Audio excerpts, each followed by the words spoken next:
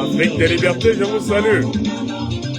Bonne fête de Pâques en ce dimanche 20 avril 2025 à toutes les chrétiennes et à tous les chrétiens. Un petit tour de l'actualité politique africaine en ce dimanche, où que vous soyez à travers dans le monde. Soyez salués.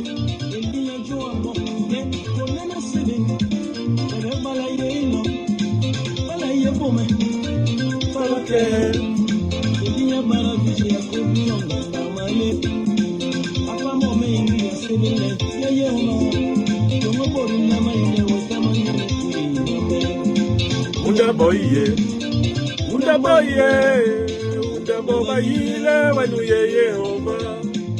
Unda boye, unda boye, unda boye, wanuye Yehova. Unda boye.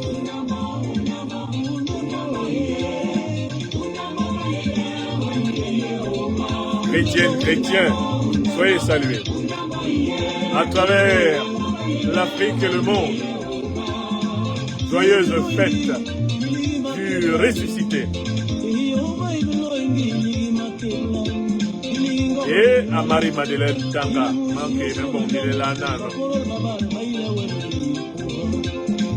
Unda boye, unda boye, unda bobaile, wenuye Yehova. Unda boye, unda bobaile, wenuye Yehova. Unda boye, unda bobaile, wenuye Yehova. Unda bo.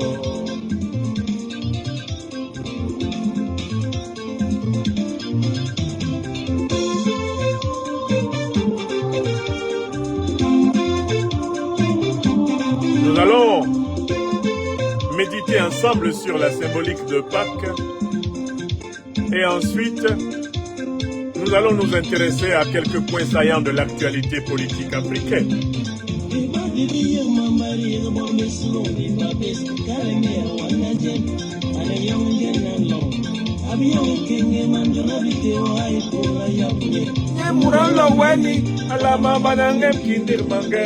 Ngemano, ngemumanye longe, ngemumano mama. Qui n'a pas encore partagé ce programme? Qui n'a pas appuyé sur Good Life? Qui n'a pas écrit Good Life? Qui n'a pas appuyé sur le pouce levé sous la vidéo? Ce sont les pains spirituels de la liberté des Africains. N'ayez pas peur, vous connaîtrez la vérité et la vérité vous affranchira.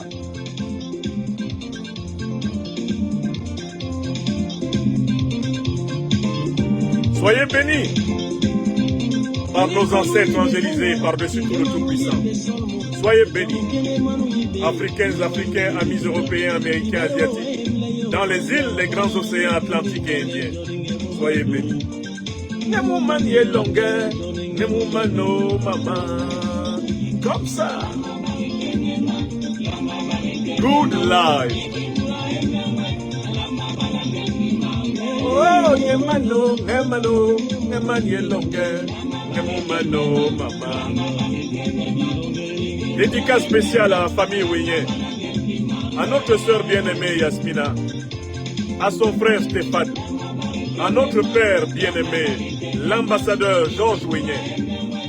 Ils ont perdu notre maman, notre mère bien-aimée Mamisa, qui s'en est allée vers le Seigneur. Qu'elle soit accompagnée dignement, Madame Ouyen, Mamisa, la maman de Stéphane, la maman de Yasmina. Dédicace spéciale en ce dimanche de Pâques à la famille Ouyen en Côte d'Ivoire, qui a perdu un pilier. Adam, Mabege Jojo, Atara Yehova Nyambe, Ukoli Nilipe, Melobi Sugo, Yeye, Anyambe, Yoli Bemjo. Jehovah Melobi Sugong, yeah. Anyambe, Yoli Pimjon, whoa. Ma bege Joljon, ma wet, Ukoli Nilipe, Melobi Sugong, yeah. Anyambe, Yoli Pimjon.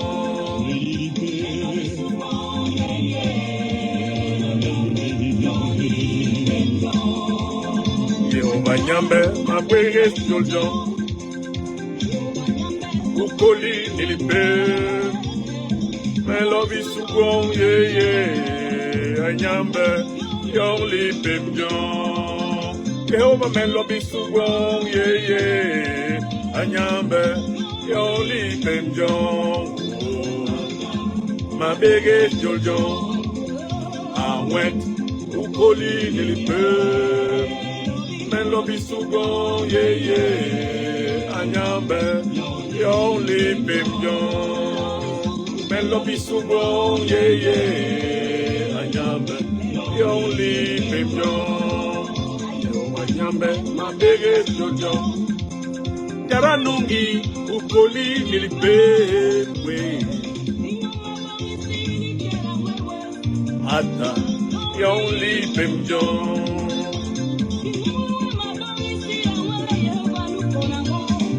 Yoli Pimjon. Ata, ma bege Joljon. Awet, Ukoli Nilipe, Melobi Sugong, yeah. Anyambe, Melobi Sugong, yeah. Anyambe, Yoli Pimjon. Elisa Yanou, Zakari Sebou, Omega Wedje, Mao Alishao Mao.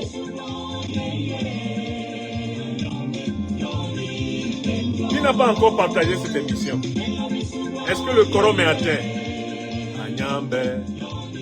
Africaines, Africains, je vous salue. Américains, Asiatiques, Européens, de l'Afrique des libertés, soyez les bienvenus. Vous, des îles, des océans, Atlantiques et Indiens, grâces infinies. Amis, chrétiennes et chrétiens, partout sur la terre, bonne fête de Pâques. Avant de procéder à l'analyse de l'actualité politique africaine du point de vue de l'Afrique des libertés, je voudrais rappeler que je dédie spécialement cette émission à une famille qui m'est particulièrement chère en Côte d'Ivoire. C'est la famille de Monsieur l'ambassadeur Georges Weah, dont les enfants, Stéphane et Yasmina et beaucoup d'autres, connaissent votre serviteur. Je voudrais leur adresser, ici à Mondovision, comme je l'ai fait en privé, mes chaleureuses, mes fraternelles et profondes condoléances à l'occasion du départ de la mère des lieux, la mère de la maison, notre mère, Mamija, à la table de laquelle je mangeais délicieusement autrefois. Mamija s'en est allée. Je salue mes compagnons du mouvement Génération et Peuple Solidaire, présidé par le président Guillaume Kibafori Soro, le Che Bogota, pour leur mobilisation exceptionnelle sous la conduite du vice-président Kone Kamarate Suleiman Soul, qui lui-même a bénéficié de la formation à la diplomatie protocolaire d'État de notre doyen et père, l'ambassadeur Georges Weah. Je voudrais renouveler ici toute mon affection à cette mère, à cette grande dame ivoirienne, l'une des rares femmes ivoiriennes à exercer un métier, traditionnellement un métier d'homme, le métier d'ingénieur urbaniste, constructeur, Madame Mamija Weah, qui maintenant se prépare à rejoindre la voie immémoriale de nos ancêtres angélisés, la voie qui conduit au Tout-Puissant dans le siècle des siècles. Que tous les enfants, les petits-enfants, Weah, les arrière-petits-enfants Weah, s'il y en a déjà, essuient leurs larmes. Car les choses anciennes ont disparu. Notre doyenne Mamija a commencé une vie nouvelle, la vie de l'espérance. Et ce n'est pas un hasard que j'insiste sur ce deuil profond.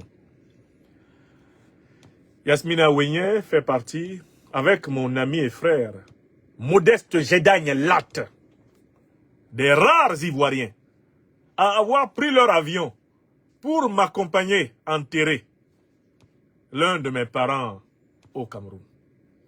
Je n'oublierai jamais que quand mon père tomba le 6 avril 2018, parmi les Ivoiriens qui avaient fait le déplacement du Cameroun, notamment au nom de la représentation nationale ivoirienne, dirigée par le président Guillaume Kibafori Soro, il y avait Modeste Gédagne Latte, alors conseiller technique du président Guillaume Kibafori Soro, et il y avait Madame la députée, l'honorable Yasmina Ouénié.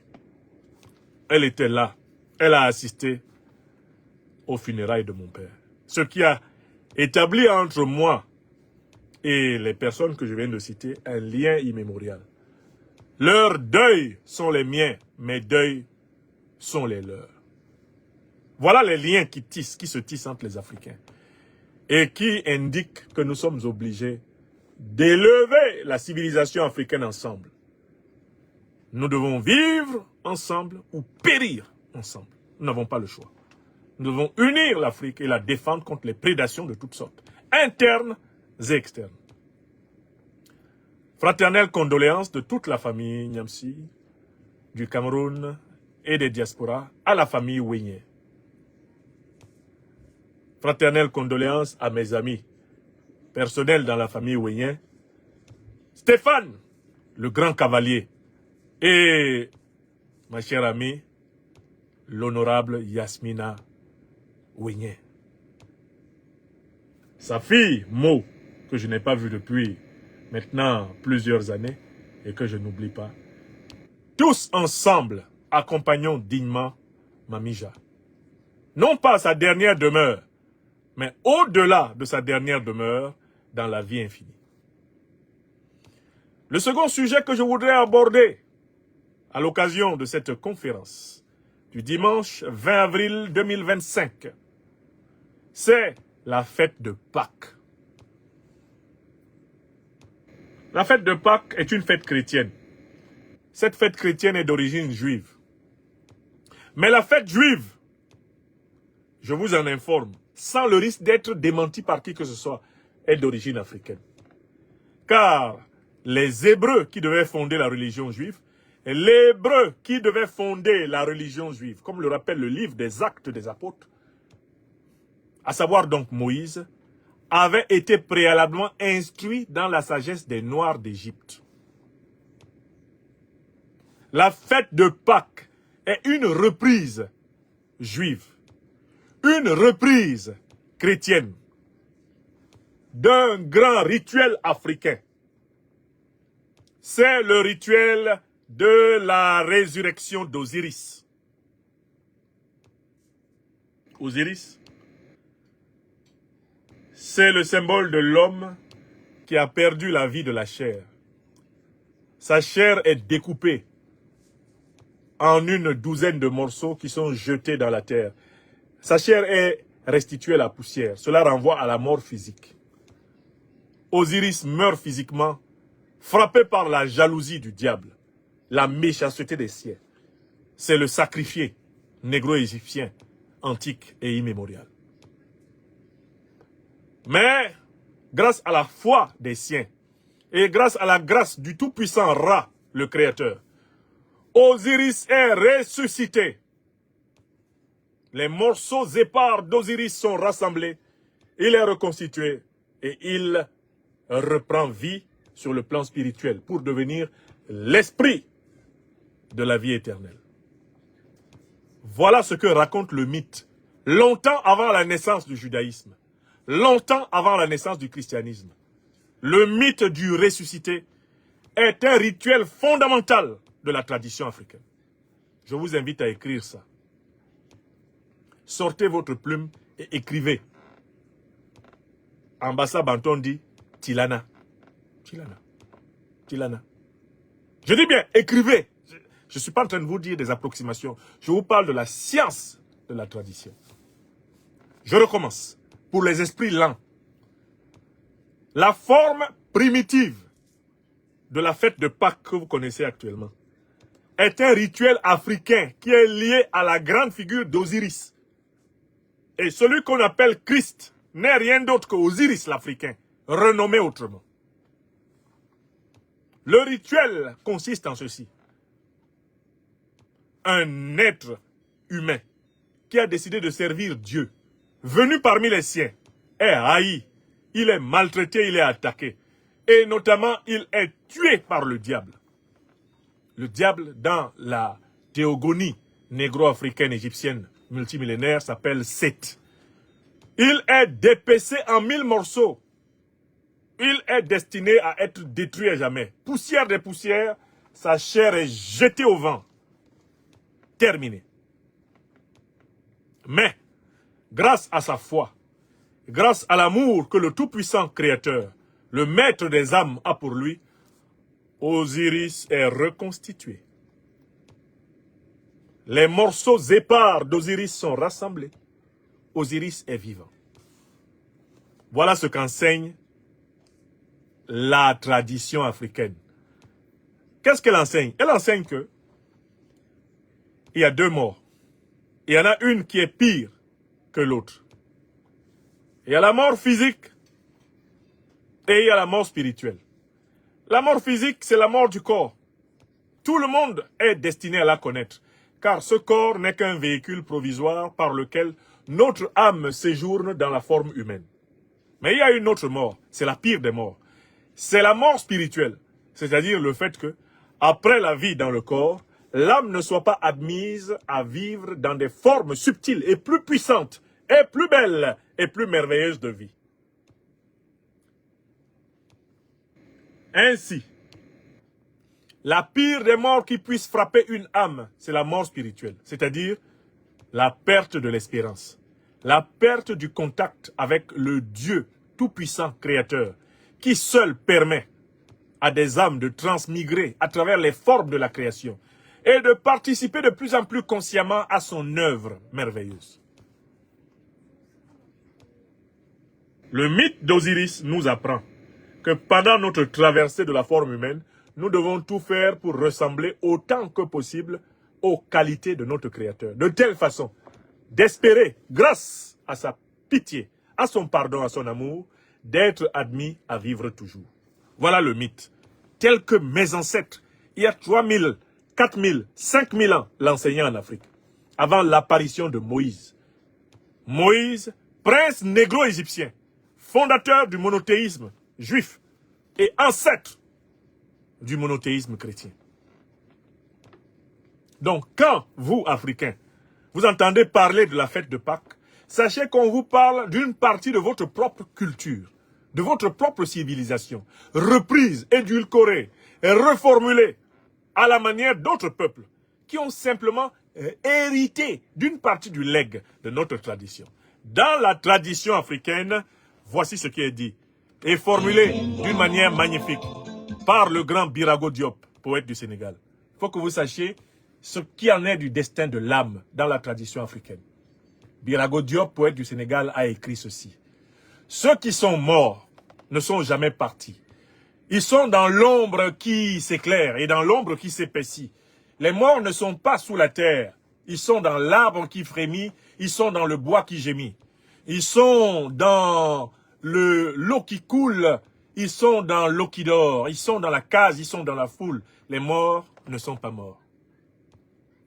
Écoute plus souvent les choses que les êtres. Entends la voix du feu, entends la voix de l'eau. Écoute dans le vent le buisson sanglot. C'est le souffle des ancêtres morts qui ne sont pas partis, qui ne sont pas sous la terre, qui ne sont pas morts.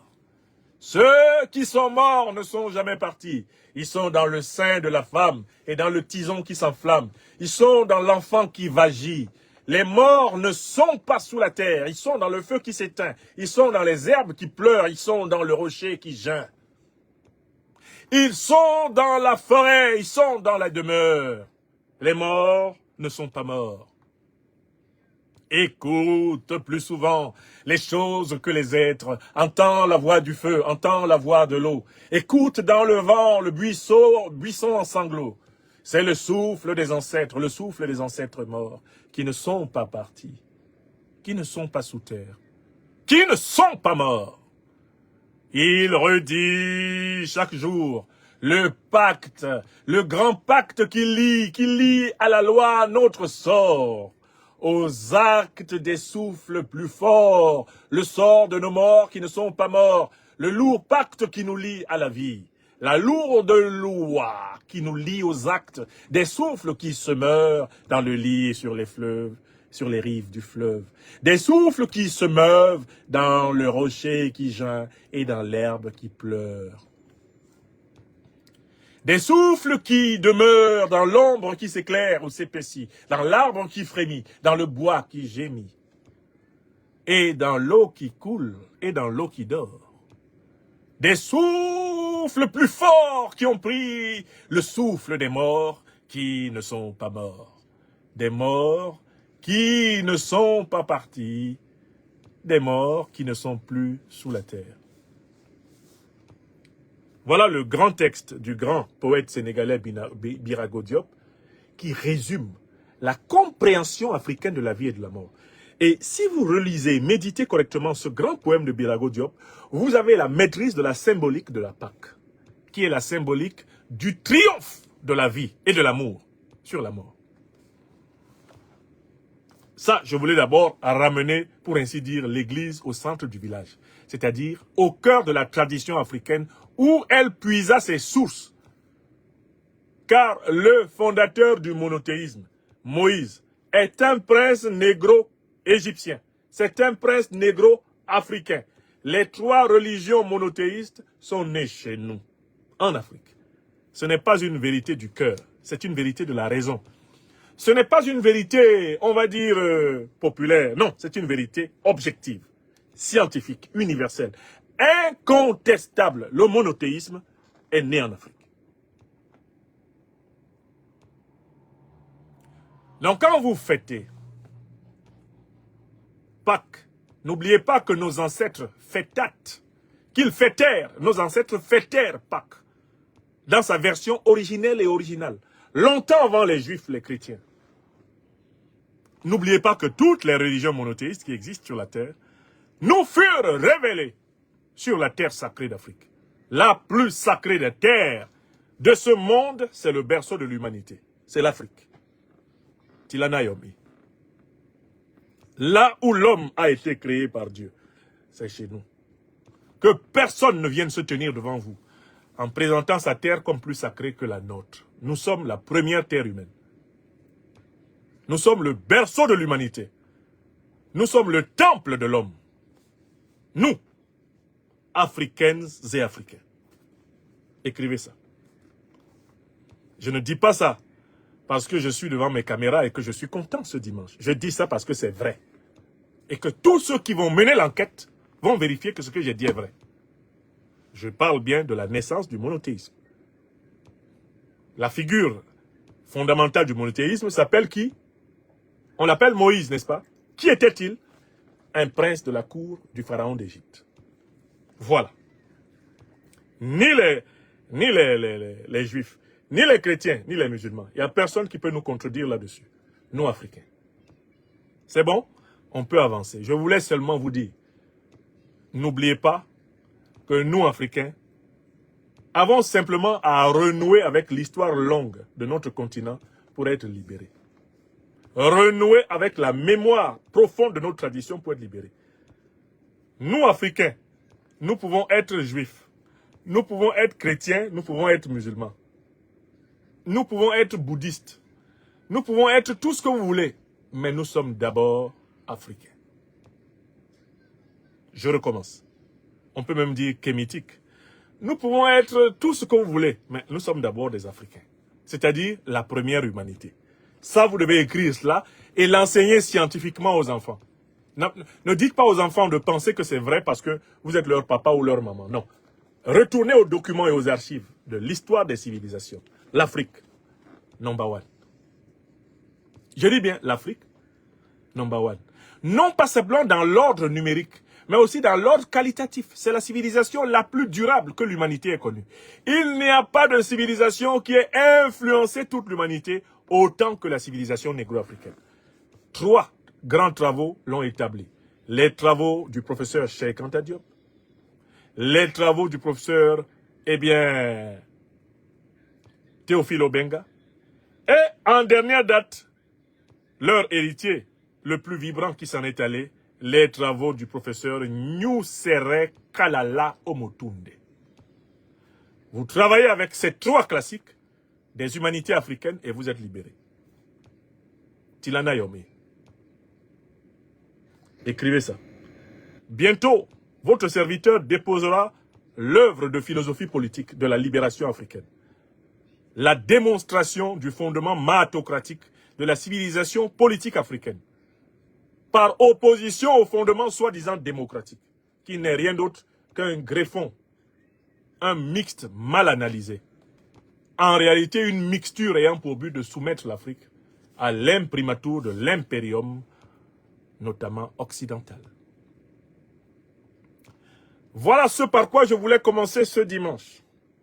Resituer la fête de Pâques, l'expliquer aux Africains en la resituant à l'intérieur de la civilisation africaine, rappeler la profondeur du grand poème de Birago Diop que certains ont entendu, mais que beaucoup n'ont pas écouté, et rappeler que pour nous, Africains, la pire des morts n'est pas celle du corps.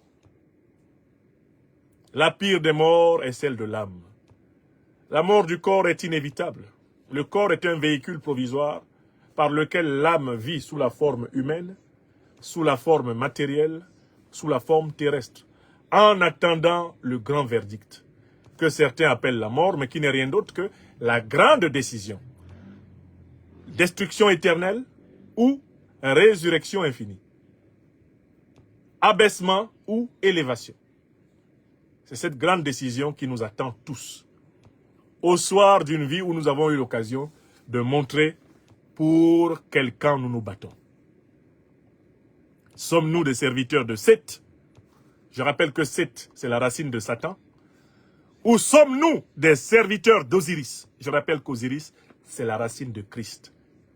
Et que ce soit Seth ou Osiris, ce sont les mots de notre langue. Nous, les négro-africains, première civilisation planétaire, n'en déplaise aux aigris. Quand c'est vrai, c'est vrai. Et ce n'est pas vrai parce que je le dis. Ce premier moment de partage des pains spirituels de la vérité de la civilisation négro-africaine étant fait, nous pouvons maintenant descendre dans l'arène des affaires politiques. J'ai même le bonheur de vous dire que nous conclurons cette émission par le célèbre téléphone rouge.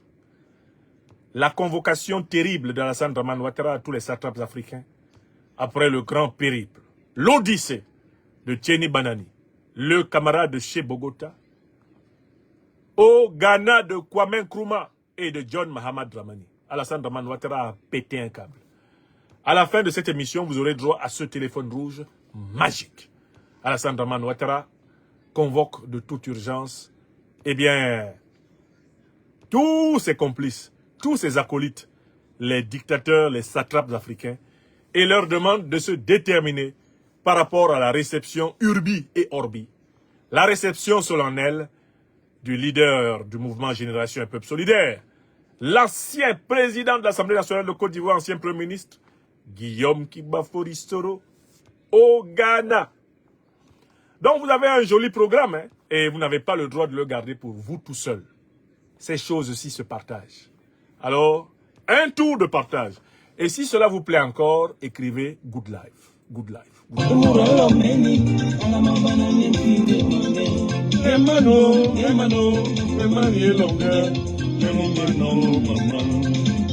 Comme ça.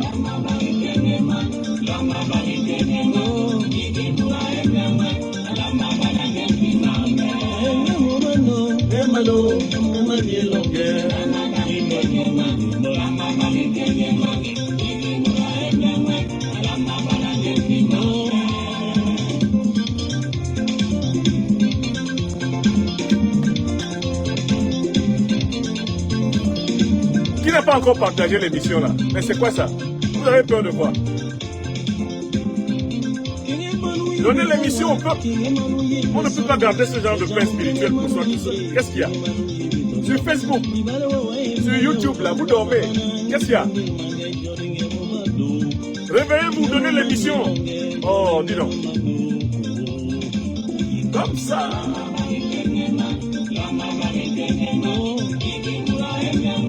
La mama nge mange.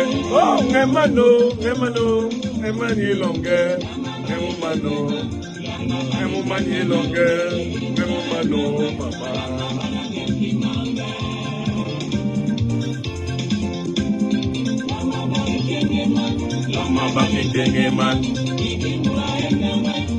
Bonne Pâques à toutes les chrétiennes et les chrétiens. Bonne fête de la résurrection. Il est vivant. Osiris Christ. Il est vivant. L'espérance de l'homme ne disparaît jamais. Tant que l'homme s'attache à son Créateur.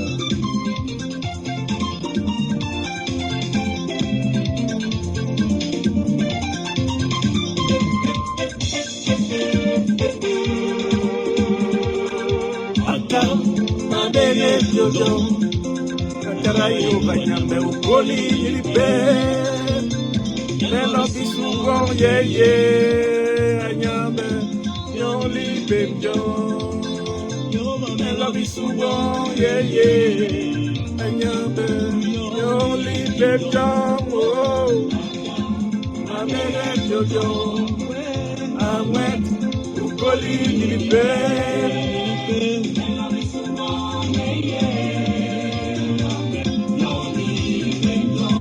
Africains et Africains, égrenons assez rapidement l'actualité politique africaine du point de vue de l'Institut de l'Afrique des libertés. Je voudrais commencer par la situation au Burkina Faso. Ce que j'appelle le coup d'État permanent contre la révolution burkinabé. Le président Ibrahim Traoré, président du Faso, et ses compagnons viennent de lever le lièvre d'une nouvelle tentative de complot organisé par la France-Afrique, le néocolonialisme français, ça c'est naturel, avec le soutien de ses valets et de ses relais locaux, de l'ancien régime du lieutenant-colonel, eh bien, Paul-Henri Sandaogo Damiba, Roch-Marc Christian Kaboré et consorts, et par ailleurs avec le soutien de la CEDEAO néocolonisée et de l'ennemi juré de la révolution burkinabé, un fils reniard du Burkina Faso, le satrape reptilien venu de Sendou, pour troubler la paix des Ivoiriens. Et ayant renié notre belle terre burkinabé de Sendou dans l'espoir de troubler toute l'Afrique avant d'être bientôt dégagé, Alassane Dramane Ouattara. Ce énième coup d'État, qui a été tenté, massivement financé à partir notamment de la Côte d'Ivoire, de Ouattara Dramane, contre le Burkina Faso, pose la question suivante. Mais quel est l'état d'esprit de la France-Afrique envers le président Ibrahim Traoré et quelles sont les conséquences qu'il faut tirer de cet état d'esprit? Je voudrais attirer l'attention des plus hautes autorités du Burkina Faso, à commencer par notre frère, le président du Faso, son Excellence le capitaine Ibrahim Traoré, alias Sankara II. Sur une évidence que je crois partager avec lui. Dès son avènement au pouvoir, Alassane Dramane Ouattara a juré et a promis dans tous les cénacles de la France-Afrique, depuis Paris, jusqu'aux plus petites chaumières africaines, qu'il le dégommerait de manière exemplaire. Je recommence. Il faut que le président Ibrahim Traoré ne dorme pas un seul instant sur l'évidence suivante. Dès que lui, à la tête du MPSR2, a rectifié la révolution burkinabé en écartant le renégat farfelu, l'individu hésitant, balbutiant, l'individu capharnaomique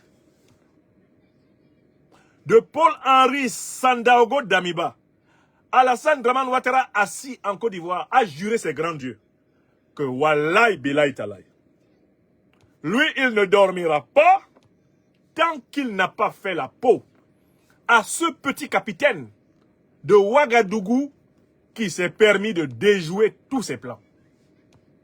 C'est la deuxième fois. Je viens une troisième fois. La détermination d'Alassane Dramane Ouattara à éliminer, pour le compte du néocolonialisme français et pour son compte personnel, Ibrahim Traoré n'est pas une fiction. Il ne s'agit même pas en quelque sorte d'un débat. Il n'y a pas de débat dessus. Alassane Dramane Ouattara a fait entendre dans toutes les officines. Il a fait entendre à toutes les occasions sa détermination à rétablir à Ouagadougou un pouvoir à sa botte.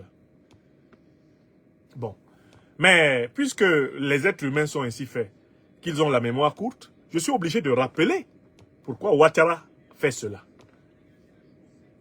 Alassane Dramane Ouattara fait cela parce que la condition de la prospérité de sa carrière politique en Côte d'Ivoire, c'est le soutien du Burkina Faso. Je vous donne les raisons pour lesquelles Ouattara ne veut pas d'Ibrahim Traoré au pouvoir à Ouagadougou. Et s'il vous plaît, vous qui êtes les proches compagnons du président du Faso, Ibrahim Traoré, notez ça sur un calepin, allez lui donner. Alassane Dramane Ouattara doit son arrivée au pouvoir en Côte d'Ivoire au fait qu'il y avait un pouvoir favorable au Burkina. Et il sait que s'il n'y a pas un pouvoir qui lui soit favorable à Ouagadougou, ça veut dire qu'il va tomber à Abidjan. C'est la théorie des vases communicants. Pour que Ouattara soit président en Côte d'Ivoire, il a fallu qu'il y ait à la tête du Burkina un certain président Blaise Compaoré. Que celui-ci, touché par le sort et la confusion qui régnait entre l'Ivoirien du Nord, le Burkinabé et le Guinéen, par la faute d'ailleurs de Ouattara. Parce que ce que les gens ne savent pas, c'est que le président Blaise Compaoré a commencé par être un grand soutien de l'opposition ivoirienne de gauche, du Front populaire ivoirien. Nous sommes le dimanche 20 avril 2025. Je mets au défi quelques cadres historiques de l'ancien Front populaire ivoirien, du président Laurent Gbagbo, de me mettre en cause, de me mettre en doute. L'un des plus grands financiers du FPI, du président Laurent Gbagbo, de la fin des années 80 au début des années 90, s'appelle Blaise Compaoré, ancien président du Burkina Faso. Notamment, le président Blaise Compaoré a financé les services de communication du FPI première génération. Au nom de la solidarité de gauche, au nom de la solidarité panafricaine. Ce sont des faits établis. Mais Alassane Ouattara, quand il arrive à la primature en Côte d'Ivoire, grâce à l'entre-gens, certains disent à l'entre-jambe de Dominique Nouvian-Folorou, qui deviendra plus tard Dominique Ouattara, après avoir été une courtisane du président Houphouët-Boigny, Alassane Dramane Ouattara va introduire dans le jeu politique ivoirien une nouvelle donne qui va faire basculer le soutien de Blaise Compaoré vers lui et non plus vers le président Laurent Gbagbo. Quelle est la nouvelle donne qu'il introduit? Ouattara va créer la carte de séjour. Grâce à la carte de séjour, on va se mettre à confondre les Ivoiriens du Nord avec les Burkinabés, les Guinéens, les Maliens, les Sénégalais. On va se mettre à les confondre lors des contrôles de police. Une frustration va naître dans le pays et le même Alassane Dramane Ouattara va aider les frustrés à rédiger un texte scélérat qui sonnait déjà la sécession pratiquement du nord de la Côte d'Ivoire. Ce texte s'appelle la Charte du Nord. C'est Ouattara qui était derrière. Le même qui a provoqué les conditions de l'exclusion du nordiste. Grâce à la confusion avec le Malien, le Guinéen, le Burkinabé, etc. Le même Ouattara Dramane est à la manœuvre pour créer la Charte du Nord. C'est-à-dire dire, ah oui, si nous sommes exclus dans ce pays, dans ce cas-là, vraiment, nous allons créer notre république de l'autre côté. Eh bien, nous allons créer notre république dans les savanes du Nord. À partir du moment où ce sentiment de frustration apparaît dans le pays, à partir du moment où les étrangers, Guinéens, Burkinabés, Maliens, Sénégalais, se sentent en difficulté, parce que traqué par la doctrine de l'ivoirité, Alassane Ouattara vient de constituer son premier bétail électoral national. Il se positionne comme le défenseur des exclus qu'il a lui-même exclus. Il nous a fallu du temps pour comprendre ce que je vous explique. Il se positionne comme le défenseur des exclus qu'il a lui-même exclus. Et à partir de là, il obtient un regard favorable du président du Burkina Faso, Blaise Compaoré, qui accepte alors d'héberger la rébellion de Ouattara Draman qui va s'attaquer non seulement au régime du président Henri Konan Bédié et le renverser le 24 décembre 1999, mais c'est la même rébellion qui, en 2000, va s'attaquer à la maison du président de la transition, le général Robert Gueye. C'était en septembre, le complot du cheval blanc.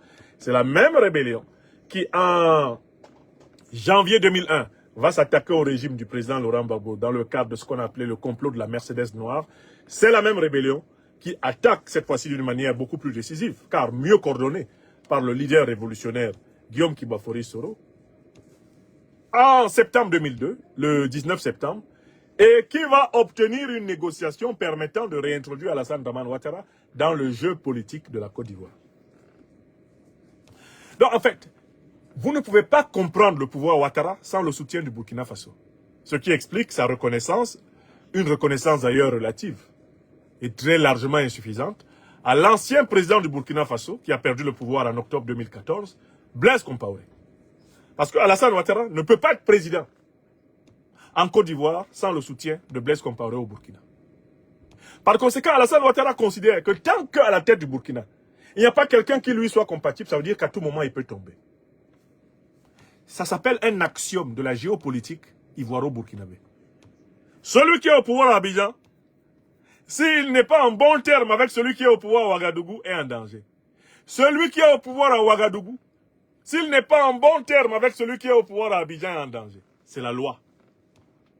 Si vous voulez comprendre cette loi, allons dans les années 80. Mais le président Sankara est mort pourquoi?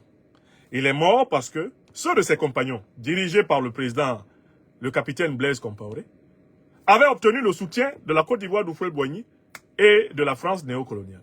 Alors que lui, il s'était ancré dans le bloc de l'Est, avec la Russie, l'Albanie, il était ancré avec le monde communiste. Eh bien, ses propres compagnons, eux, ils étaient ancrés avec le monde libéral.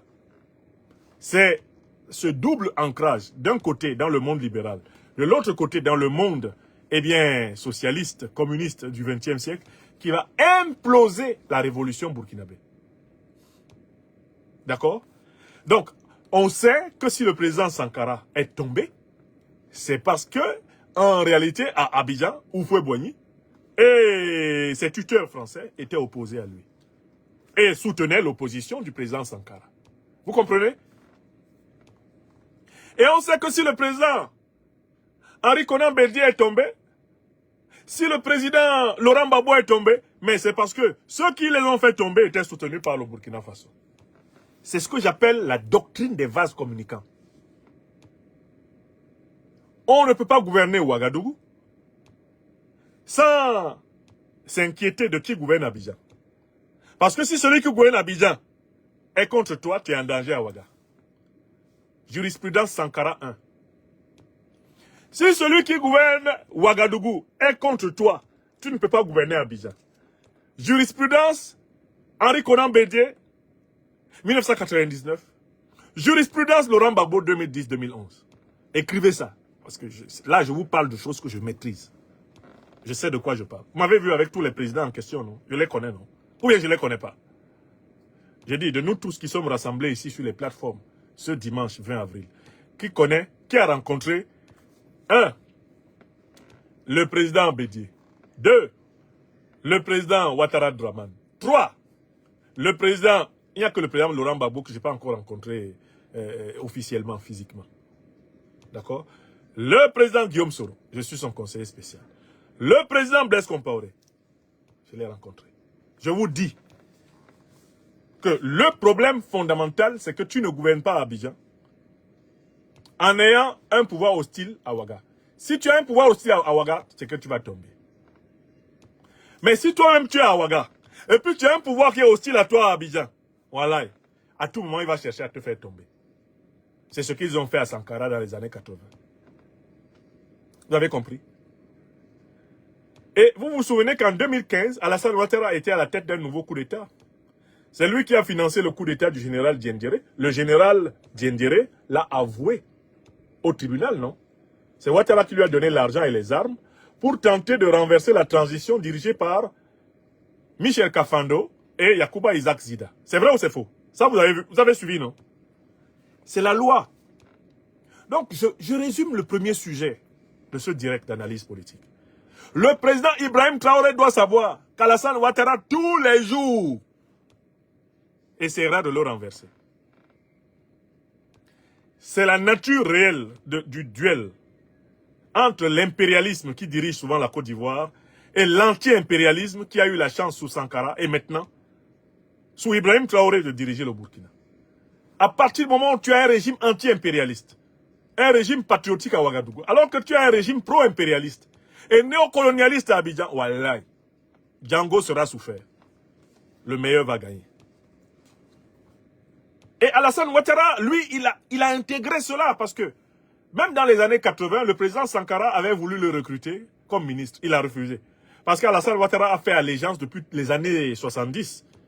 60-70, il avait déjà fait allégeance au néocolonialisme français et l'impérialisme occidental. Donc quand même le président Sankara lui a dit, mais on dirait que vous avez un doctorat en sciences économiques, venez nous aider ici au Burkina. Il a dit, non, non, non, non, non. Et moi je ne veux pas qu'on cite mon nom dedans. C'est Ouattara ça. Donc je voudrais que mes frères qui sont au pouvoir à Ouagadougou écrivent dans leur calepin. Tant qu'il y aura un pouvoir néocolonisé, un pouvoir pro-impérialiste, un pouvoir pro-néocolonialisme français, pro-impérialisme occidental à Ouagadougou, à Abidjan, nous aurons des tentatives de coup d'État tous les jours. Je dis bien, ce ne sera pas tous les mois, c'est tous les jours. C'est ce que j'appelle le coup d'État permanent du néocolonialisme france-africain contre l'anticolonialisme et l'anti-impérialisme africain. Maintenant, quelle est l'erreur que l'on commettrait dans la situation actuelle? Mais l'erreur qu'on commettrait maintenant en 2025, c'est de se comporter envers le pouvoir d'Abidjan comme le président Sankara s'est comporté. Je recommence.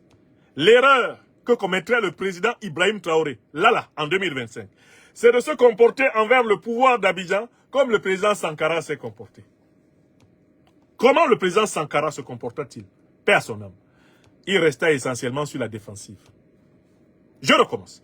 Comment le président Sankara se comporta-t-il? Paix à son âme. Il resta essentiellement sur la défensive. Une deuxième fois. Comment le président Sankara se comporta-t-il? Il resta essentiellement sur la défensive. On connaît la suite. Vous avez compris? Et je passe au sujet suivant. Je passe au sujet suivant. J'ai assez dit sur ce sujet-là. Voilà. On va passer au sujet suivant.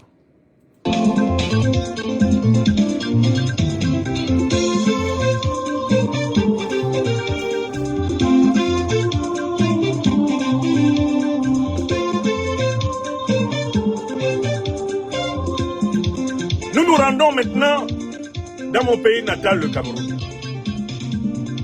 Au Cameroun, berceau de nos ancêtres, pas de bouée jaloux de ta liberté. Mon soleil, tu commences à paraître. La la la la la la la la la la la. On va là-bas. Ça va faire pleurer ceux qui disent que je n'en parle jamais. Je les vois là, ils sont nombreux. Ah, ils ne parlent jamais du Cameroun. Bande d'ignorants. Allez regarder mes conférences et les livres que j'ai écrits. J'en suis à plus de 40 livres écrits. Il y en a 5 sur le seul Cameroun. Bande d'ignorants. Arrêtez de mentir sur les réseaux sociaux. Et ils ne parlent jamais de son pays, le Cameroun. Nyamorode, Batrade, Dangaden. On va parler du Cameroun. Restez là, ne partez pas. J'ai même vu que certains ont commenté. Ils ne parlent jamais du Cameroun.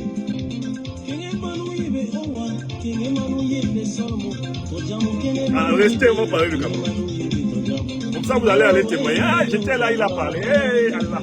Il m'a eu des.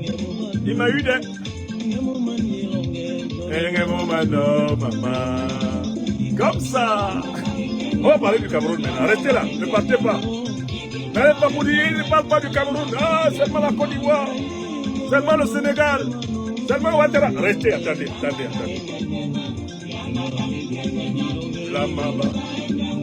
La mamba n'angem qui mangue.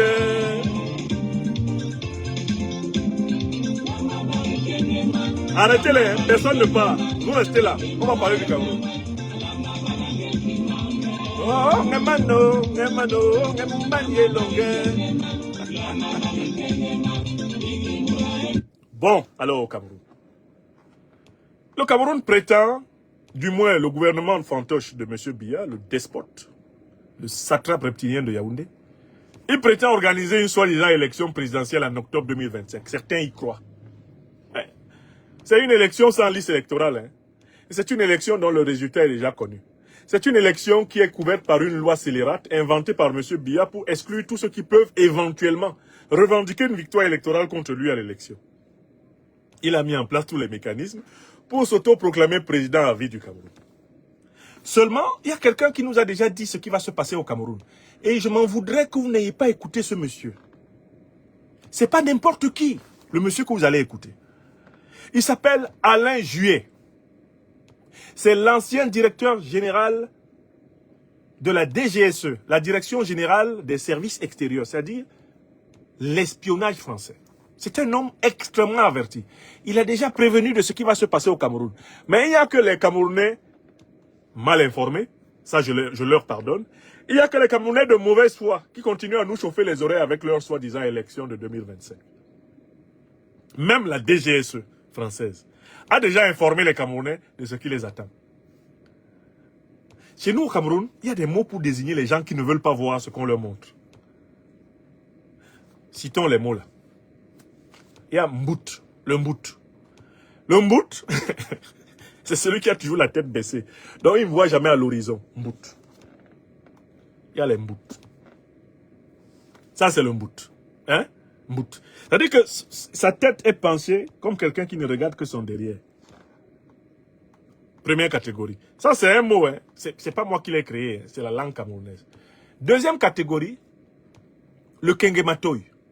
Alors, le Kenge, c'est quelqu'un qui fonce les yeux ouverts, mais il ne voit pas. Kenge. Un Kenge, c'est quelqu'un qui a les yeux écarquillés comme ça, mais il ne voit pas. Plus il écarquille les yeux, moins il voit. Chez nous, au Cameroun, on l'appelle le Kengematoy. Le Kengematoy. Il n'y a que les Kengematoy qui ne voient pas ce qui va se passer au Cameroun. Hein. Même quand on leur explique. Parce que les Kengematoy, ils n'écoutent que les Mboutman. Quand le Mboutman a fini de parler, le Kengematoy l'écoute. Tu as déjà vu un aveugle qui guide un aveugle? Troisième catégorie. Toujours dans le parler camerounais. C'est-à-dire que dans la langue camerounaise, il y a les mots qui permettent de bien identifier le problème. Il y a le Mboutman. Lui, il est comme ça. Il y a le Kengematoy. Il est comme ça. Hein? Sa bouche est ouverte, ses yeux sont écartés, il ne voit rien. Mais il y a une troisième catégorie hein, au Cameroun. Le mot est maintenant venu. Il est populaire au Cameroun. On l'appelle le Mourou. Le Mourou. Un Mourou. M-O-U-G-O-U. Le Mourou. Alors, le Mourou, c'est le gars ou la femme qui prend plaisir à se faire avoir de la même façon tout le temps. Ha! Balok Pikin. En pidgin, Balok Pikin, c'est-à-dire l'enfant malchanceux. Le Mourou, c'est le type à qui, la femme à qui on fait le même coup tordu. Une fois, ça passe. 2 fois, ça passe. 3 fois, ça passe. 4 fois, ça passe. 5 fois, une fois, tu peux recommencer. Le Mourou, il tombe toujours dans le piège, les 2 pieds joints. Donc, notre scène politique, elle est dominée par le Mboutman. Dominée par le Kengematoy. Le Mbout, c'est vraiment le gars qui fonce sans regarder. Le Kengematoy, c'est le gars qui regarde sans voir. Alors que le Mourou, c'est le gars qui est frappé du syndrome de Stockholm. Il aime se faire avoir de la même façon tout le temps. C'est lui qu'en Côte d'Ivoire, nous, on appelle le Nyata. Parce que Magic System a chanté. Premier Gaou n'est pas Gaou. C'est deuxième Gaou qui est Nyata. J'ai dit premier Gaou n'est pas Gaou. C'est deuxième Gaou qui est Nyata. Le Nyata, là. C'est lui que nous, au Cameroun, on appelle le Mourou. Un Mourou. Bon, écoutez. De 1950, 56, 57, avec les premières élections législatives organisées par les Français au Cameroun, jusqu'à maintenant, il n'y a jamais eu d'élection sans trucage. Même les colons français ont fraudé aux élections pour imposer leurs héritiers. À la fin des années 50. Ils ont bourré les urnes. Aïe Djoko, vous voyez là, a été désigné Premier ministre de l'administration territoriale du Cameroun après que les Français de Yaoundé aient bourré les urnes.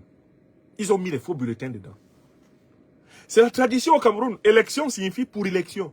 Tout a été fraudé. Pendant près de 25 ans, Aïdjo a volé toutes les élections. D'ailleurs, il était le seul candidat, il écrivait les résultats. On l'appelait le grand camarade. Je me souviens de ces discours, j'étais enfant. Je hais le dogmatisme et la précipitation. En effet, tu rédigeais tous les résultats tout seul. Comment il pouvait y avoir dogmatisme et précipitation alors que c'est toi seul qui crie sur la clé. Aïdjo, tu vas en bas. Élu. Biya. 1982 jusqu'à maintenant, 2025, je vous parle, le monsieur n'a jamais été élu. Il n'a jamais gagné une élection à la régulière. Même à l'intérieur de son parti, le soi-disant RDPC, il n'a jamais été en concurrence avec quelqu'un. Comme Aïdjo, il ne supporte pas la concurrence. C'est-à-dire que c'est des gars qui gagnent sur tapis vert. Avant même que l'élection soit organisée, il a déjà le document du résultat. En fait, le jour de l'élection, il partage seulement la répartition du résultat. Les Camerounais là, ceux qui ne sont ni des Mbout, Man, ceux qui ne sont ni des Kengematoy, ceux qui ne sont ni des Mougou, ils savent très bien qu'on n'a jamais eu une élection régulière au Cameroun. On n'a jamais eu ça. Et ils savent qu'en 2025 là, le collège électoral est entièrement contrôlé par Paul Biya. Il a nommé tous ces commerçants, il a nommé tous ces esclaves là-bas dedans. Ils savent que les institutions judiciaires, là, la Cour suprême, la Cour constitutionnelle, c'est Paul Biya. Les gens savent que les principales forces de défense et de sécurité, c'est Paul Biya. Les gens savent que les médias publics, c'est Paul Biya. Les gens savent qu'en octobre 2025, Paul Biya va encore s'amener. Je dois saluer la maturité avec laquelle le peuple camerounais a choisi la stabilité contre l'aventurisme. Les Camerounais qui m'écoutent et qui ne sont ni des Mboutman, ni des Kengematoy, ni des Mourou, ils savent que c'est ce qui va se passer. Vous comprenez? Donc, quand vous entendez les gens dire qu'ils sont candidats à l'élection présidentielle du Cameroun, demandez-leur de choisir l'une des 3 catégories. Et dites-leur la chanson de Fela. Mina you no dey for the same category. Mina you no dey for the same category. Mina you no dey for the same category. Les Camerounais doivent sortir des 3 catégories que je viens d'identifier. Les Mboutoukou, les Kengematoy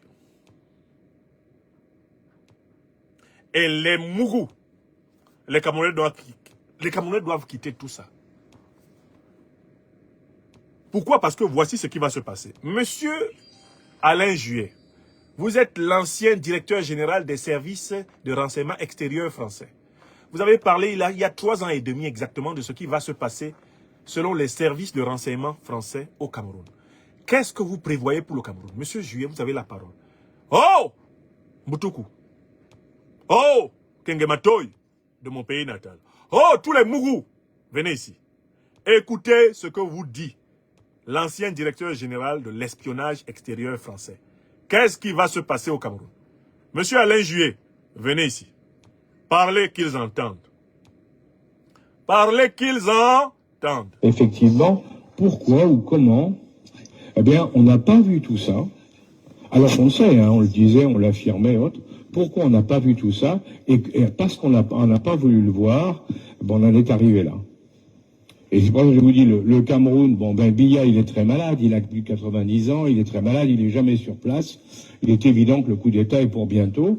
Et le Tchad, ce sont les Français qui on n'a pas voulu le voir. Attendez, recommencez. Qu'est-ce qui va se passer au Cameroun? Pourquoi ou comment? Monsieur Alain Juet. Eh bien, on n'a pas vu tout ça. Ouais. Alors on sait, hein, on le disait, on l'affirmait, autres. Pourquoi on n'a pas vu tout ça? Et parce qu'on n'a pas voulu le voir, bon, on en est arrivé là. Et c'est pour ça que je vous dis, le Cameroun, bon, ben, Biya, il est très malade, il a plus de 90 ans, il est très malade, il n'est jamais sur place. Il est évident que le coup d'État est pour bientôt. Et le Tchad, ils n'ont pas entendu, ce sont les Français qui ont imposé. Allez, j'ai recommencé. Pourquoi ou comment? Eh bien, on n'a pas vu tout ça. Ouais. Alors on le sait, hein, on le disait, on l'affirmait, autres. Pourquoi on n'a pas vu tout ça? Ouais. Et parce qu'on n'a pas voulu le voir, Bon, on en est arrivé là. Et c'est pour ça que je vous dis, le Cameroun, bon, ben, Biya, il est très malade, il a plus de 90 ans, il est très malade, il n'est jamais sur place. Il est évident que le coup d'État est pour bientôt. Et le Tchad, ce sont les... Pour l'ancien directeur général des services de renseignement extérieur, donc de l'intelligence secrète politique française, qu'est-ce qui est évident? Qu'est-ce qui va se passer au Cameroun? Écrivez vous-même. Alain Juillet, c'est son nom. Ancien directeur général des services extérieurs français. L'un des hommes les mieux informés de France. Dit ce qui va se passer au Cameroun. Qu'est-ce qui va se passer? Oh, oh, oh, Mbutoukou. Oh, Kengematoy. Oh, Mougou de mon pays natal. Venez et écrivons ensemble ce qui est su par les dirigeants du renseignement français. Qu'est-ce qui va se passer au Cameroun? Non, non, non. Moi, je ne bouge pas ici sans que vous n'écriviez. Hein. Parce que je crois que nous sommes beaucoup ici à être encore dans la catégorie des Mbutoukou. La catégorie des Kengematoy et des Mougou. Hein. Parce que beaucoup de ceux qui sont en train de m'écouter là sont en train de soutenir un candidat aux élections. Il y a élection au Cameroun. Est-ce qu'il y a élection au Cameroun? Est-ce qu'il y a élection au Cameroun? Je vous ai cité il y a quelque temps les propos d'Achim Mbembe. Achim Mbembe est le président de la Fondation pour l'innovation et la démocratie, financée par le gouvernement Macron. Il a dit que le Cameroun va vers une transition. Il a dit que le Cameroun va vers une transition. Achim Mbembe, il est en Afrique du Sud. C'est un homme qui est à la tête d'une fondation financée directement par Macron. Il a dit que le Cameroun que vous voyez là va vers une transition. Oh, oh, oh, oh, oh, Camerounais, Camerounaises. Ceux qui sont en train de nous raconter leur vie. Ah, je suis candidat de tel parti aux élections. C'est toi qui organises. C'est toi qui proclames le résultat. C'est toi qui fais les listes électorales. Tu as un contrôle sur les listes électorales. C'est toi qui contrôles la télévision où ça va être proclamé. Tu as le moindre contrôle sur la Cour constitutionnelle, la Cour suprême qui va proclamer les résultats. Tu as le moindre contrôle sur l'armée, la police, la gendarmerie qui vont obéir. Ouais, Camerounais, Camerounaises, sors des trois catégories. Sors des rangs des Mbutoukou. Sors des rangs des Kengematoy. Sors des rangs des Mougou. Car seuls des Camerounaises et des Camerounais qui se maintiennent à ce niveau peuvent croire que Elekam de Paul Biya va proclamer un résultat qui soit autre que la reconduction de Biya ou d'un de ses sbires à la tête de l'État du Cameroun. Ouais, peuple camerounais, comment pouvons-nous avoir été dominés depuis autant de temps par la mauvaise foi? Comment notre peuple peut-il avoir pris l'habitude de se faire mentir et de mentir? Et de reproduire le mensonge et de croire à son mensonge? Et de détester ceux qui le ramènent à la réalité? Parce qu'il n'y a pas pire que le Mbutoukou. Il n'y a pas pire que le Kengematoy. Il n'y a pas pire que le Mougou pour contester ceux qui veulent le guérir. Car il n'y a pas pire sourd que celui qui ne veut pas entendre. Alain Juillet vous dit, prochaine étape, coup d'État. Achim Mbembe vous dit, prochaine étape, transition. Ils sont les hommes du système français.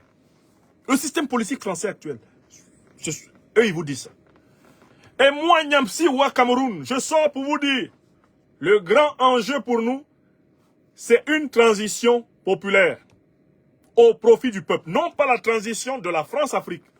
Le grand enjeu pour nous, c'est d'éviter que Biya se reproduise à la tête de l'État ou que soit reproduit à la tête de l'État un officier néocolonisé du style Oligui Nguema ou Mamadi Doumbouya qui maintiennent ce pays sous les fourches codines du néocolonialisme et de l'impérialisme occidentaux. La seule solution pour nous, c'est dès maintenant de nous mobiliser partout à travers le pays, les diasporas, pour obliger les forces de défense et de sécurité à se joindre au peuple et à hâter la mise en place de la transition populaire, fédéral, panafricaniste, traditionnel pour la résurrection du Cameroun. Oui, c'est ce que j'ai appelé le plan B. Et on a voulu, rien que pour ça, me tuer. Parce que j'ai pensé et j'ai vu. J'ai vu ce que d'autres ne voient pas.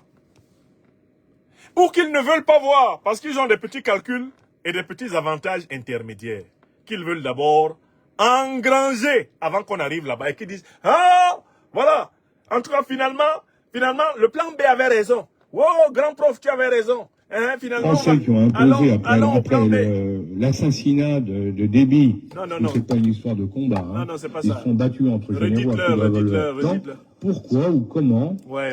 Eh bien, on n'a pas vu tout ça. Alors on le sait, hein, on le disait, on l'affirmait, autre. Pourquoi on n'a pas vu tout ça? Et parce qu'on n'a pas voulu le voir, bon, on en est arrivé là. Et c'est pour ça que je vous dis, le Cameroun, bon, ben, Biya, il est très malade, il a plus de 90 ans, il est très malade, il n'est jamais sur place. Il est évident que le coup d'État est pour bientôt. Et le Tchad, ce sont les Français qui ont imposé... Non, le Cameroun, il est évident que le coup d'État est pour bientôt. Il disait ça il y a 3 ans. Et on est dans l'année soi-disant électorale. Et Biya est dans un état physique pire qu'il y a 3 ans. S'il y a 3 ans, il était très malade, maintenant il est légumique. C'est un individu légumique. Donc les Camerounais, je les vois là. Oh, dans tel parti, tel a été désigné. Oh, tel parti a tenu son congrès. Voici son candidat, etc. Les Camerounais, ils jouent à quoi? Ils trompent qui? Ils veulent tromper qui? J'en vois même qui veulent prendre les noms des gens à gauche et à droite pour constituer des espèces de staff, de shadow cabinet, donner l'impression qu'ils vont faire quelque chose. Ouais, toi aussi. Tu sais qu'il n'y a pas élection. Pourquoi tu veux utiliser le nom des gens? Pourquoi tu veux récupérer le nom des gens? Pourquoi tu veux faire de l'affichage? On n'a pas 36 000 solutions dans ce pays.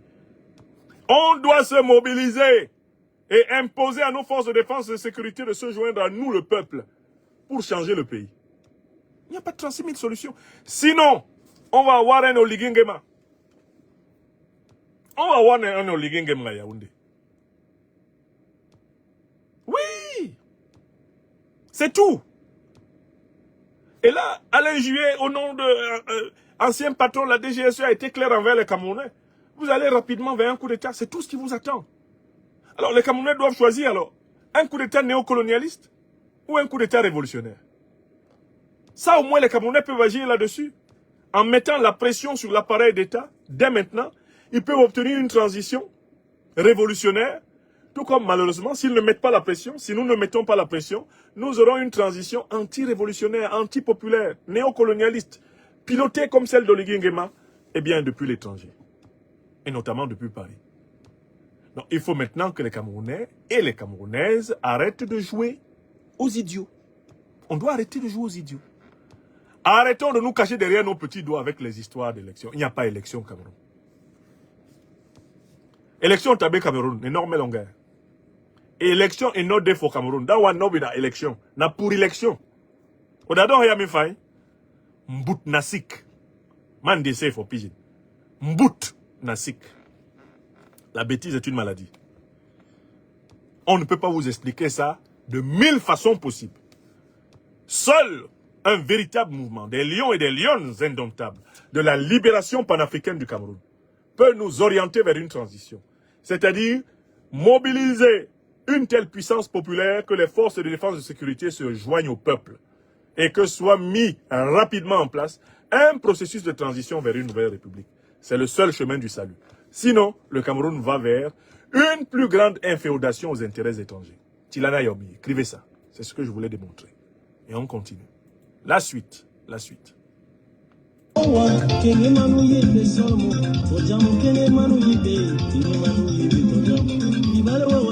il y a des gens qui sont là. Oh, vous n'avez rien inventé, mais pourtant ils sont en train d'aller à leur soi-disant élection. Allez, continuez à aller à vos élections. 1, 2, 3 le soir, ils répètent mes mots. Ah, tu n'as rien inventé. Allez à vos élections, non? On va voir. Suivez vos candidats, allez jouer au carnaval. Allez-y, vous allez voir.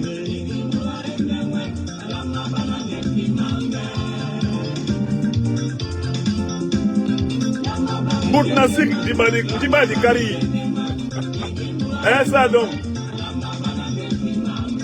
Ah, tu n'as rien inventé. Tu n'as rien inventé. Pourtant, je n'ai rien inventé. Pourtant, vous ne m'écoutez pas.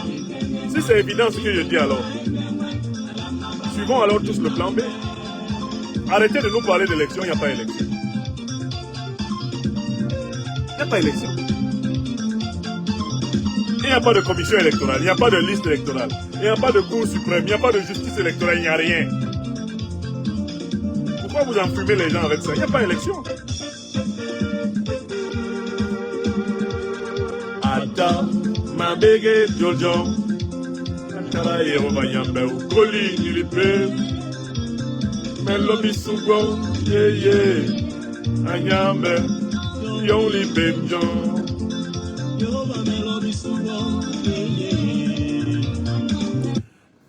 Rendons-nous en République démocratique du Congo. J'apprends que le pouvoir UDPS de Félix Tshisekedi a fermé désormais le PPRD de Joseph Kabila. Kabila est poursuivi pour haute trahison et consorts et consorts et consorts. Tout ça, c'est très bien.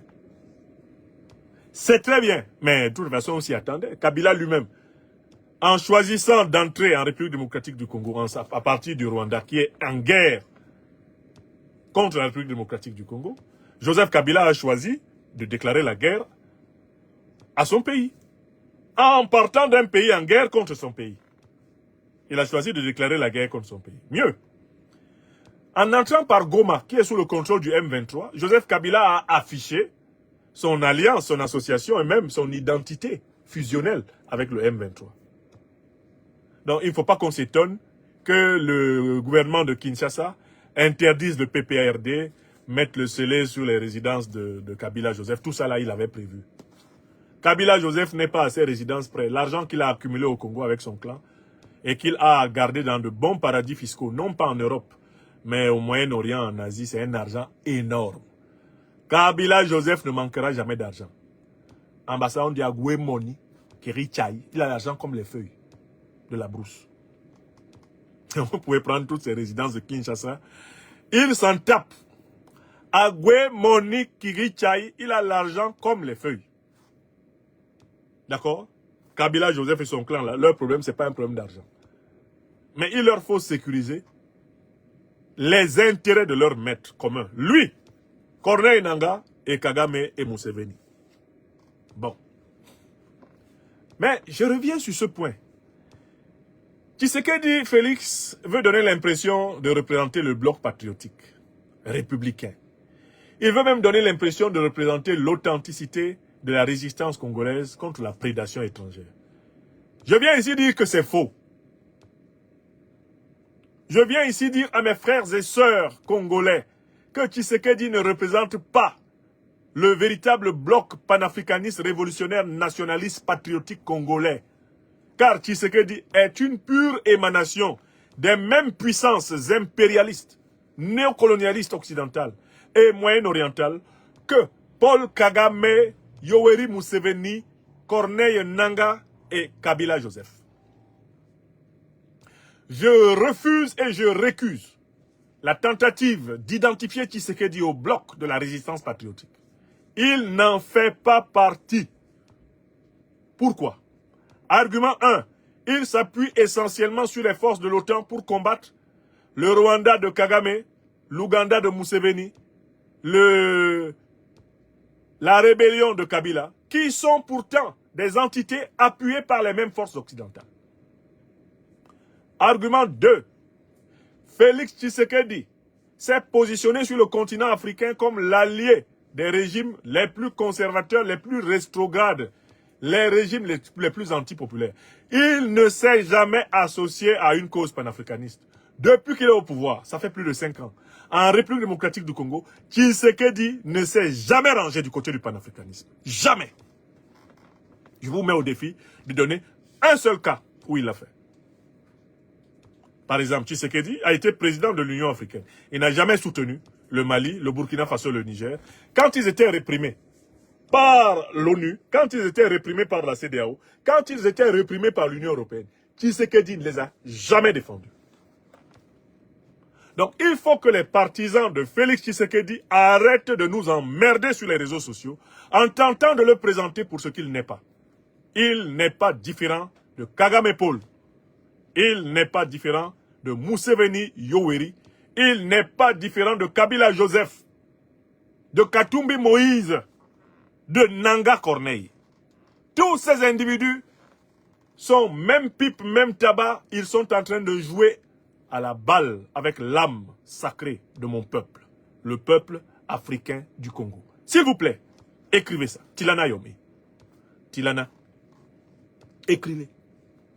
Congolaises, Congolais, arrêtez de vous laisser manipuler par les serviteurs de l'impérialisme occidental qui jouent à être opposés. La scène qui se déroule actuellement en République démocratique du Congo entre Nanga Corneille, Tshisekedi Félix, Kabila Joseph, Kagame Paul, Museveni Yoweri, elle me rappelle comme deux gouttes d'eau des scènes que nous connaissons dans les grands marchés populaires africains. Quand les bandits veulent truander les naïfs, ils viennent avec une table et des cartes et donnent l'impression que l'un d'entre eux a perdu beaucoup d'argent ou a gagné beaucoup d'argent en jouant aux cartes, ce qui attire le public. Dans ce public, des ménagères et des jeunes gens naïfs venus faire leurs courses croient pouvoir doubler la mise avec l'argent de popote qu'on leur a donné. Lorsque ceux-là risquent et misent l'argent qu'on leur a donné pour gagner, comme les truands organisés en compagnie, eh bien, leur en ont donné l'illusion, ils se font gruger. Et ils rentrent avec le panier vide et les deux mains sur la tête. On m'a eu, dendon mermi, dendon doumi, dendon femio, dendon doumi. Camerounaise, Camerounais, Congolaise, Congolais, Africaine, Africain. Ne connaissez-vous pas cette scène au marché où des gens donnent l'impression qu'on peut gagner facilement de l'argent, ce qui attire des niais qui viennent véritablement miser leur argent et qui le perdent? Le peuple congolais est placé dans la position du niais. Tshisekedi Félix, Kagame Paul, Nanga Corneille, Kabila Joseph et Kagame, etc., Yoweri Museveni, s'amusent à faire semblant de gagner et perdre les uns contre les autres. Et les Congolais, les plus naïfs, ceux qui ont été boubourisés, ceux qui ont été kengematoisés, ceux qui ont été mbutukuisés, les Congolais qui ont été gaoutisés, qui ont été nyataisés, les Congolais qui ont été complètement dungourisés, ceux-là, ils se rangent derrière l'un des quatre Gugus. Hein? Mais dès que toi, tu te ranges derrière l'un des quatre Gugus, voilà, ton agent de popote est parti. Parce qu'à cause de lui, tu vas miser le petit argent avec lequel tu es venu sur le marché. Et les quatre là, ils vont te voler ensemble. C'est vrai ou c'est faux? Non, ce que je dis là, c'est vrai ou c'est faux? Vous n'avez pas connu ça dans les marchés? Moi, je ne me suis jamais fait avoir dans l'affaire parce que je suis très observateur. Je me suis toujours demandé comment des gens peuvent perdre facilement l'argent comme ça dans un marché. Même quand ma mère m'envoyait vendre des arachides à Baumléré et que les gars commençaient un jeu pareil, j'étais toujours curieux de me demander pourquoi acceptent-ils de perdre? C'est à cette époque que j'ai été attentif à une expression utilisée de manière très populaire au Cameroun. C'est qui perd gagne. Ah, le qui perd gagne. Vous connaissez le qui perd gagne? C'est un jeu dans lequel les perdants, en réalité, ont envie de piéger des niais pour gagner derrière eux. Les perdants apparents ne sont pas des perdants, ce sont des gagnants réels. Car ceux qui croient en leur perte vont perdre. Et eux, ils vont gagner grâce à ceux qui croient en leur perte. C'est ce qu'on appelle le qui perd gagne. Quand vous entendez au marché quelqu'un qui vend en disant « Je vends, je perds, je vends, je perds, venez me tromper », c'est le pire des bandits. Tu as déjà vu quelqu'un qui vend pour perdre? Est-ce que dans ta vie, tu as déjà vu quelqu'un qui vend pour perdre? Mais autant donner. Pourquoi dire que tu vends? Si tu vends pour perdre, donne en même temps. Oh, Kagame donne l'impression que lui, non, moi je ne suis pas dedans. C'est une affaire congolo-congolaise. This is a problem of the Congolese people between themselves. And Rwanda has nothing to do inside.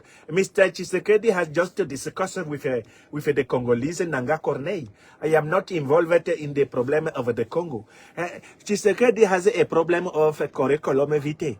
When he was in Belgium, he was unable to get a salary. That is the problem. The man has never had an income. Kagame déblatère. Ensuite, Corneille Nangaa vient. Non, non, non, nous irons à Kinshasa bientôt. Mais tu vas faire quoi à Kinshasa? Qu'est-ce que tu peux apporter de plus au Congo? Tu es un traître né. Nanga, il n'y a qu'à voir ta tête. On sait très bien que toi, ton problème, c'est de grappiller 2 ou 3 diamants et puis d'aller t'asseoir pour boire ton vin de palme. Prenons Kabila Joseph. Kabila, malgré sa barbichette qui simule la sagesse, c'est un accumulateur de milliards de dollars avec son clan. Kabila, tu veux être président, pourquoi encore? Qu'est-ce que tu n'as pas fait, puis on a vu? Hein? Bon, voilà Tshisekedi. Tshisekedi, toi-même, tu le regardes, tu vois que pour lui, gouverner, c'est jouir. Voilà des gens qui ont déjà découragé tout Congolais normal. Toute personne qui a un cerveau correctement branché sur ses épaules-là, il sait très bien qu'il n'y a rien de bon parmi ces 4 gugus. Et ce sont eux qui veulent dire aux Congolais qu'ils représentent l'alternative. Quelle alternative? Aucun d'eux n'est une alternative. C'est des forces révolutionnaires émergentes de l'armée, de la société civile qui doivent sauver le Congo. C'est tout. Et c'est ce que je voulais dire. Donc, s'il vous plaît, arrêtez de nous enfumer. Ouais, on a arraché la maison de Kagame, tout ça là. La maison de Kabila à Kinshasa. Bon, Kabila s'en fout. Il est multimilliardaire. Il a de l'argent, comme on dit chez moi à Douala, il a de l'argent Yuguyak en Afrique du Sud. Il a gardé encore un gros morceau au Zimbabwe. Et puis, il a un gros morceau en Asie du Sud. Kabila Joseph ne manquera jamais d'argent. Manquera jamais d'argent. D'accord? Ok.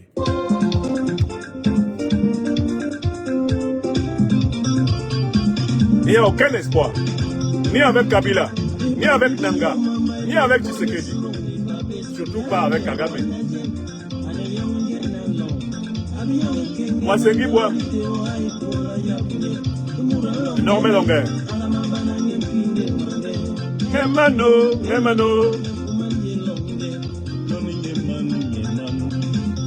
Comme ça.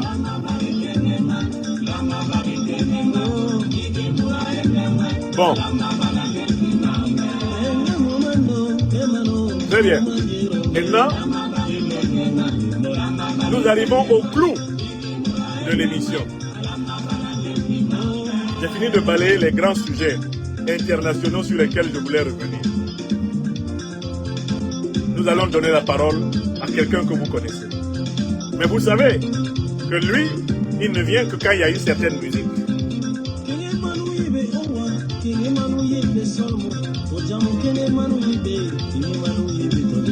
Donc, nous allons clôturer la présente émission et nous allons donner une émission spéciale Téléphone Rouge.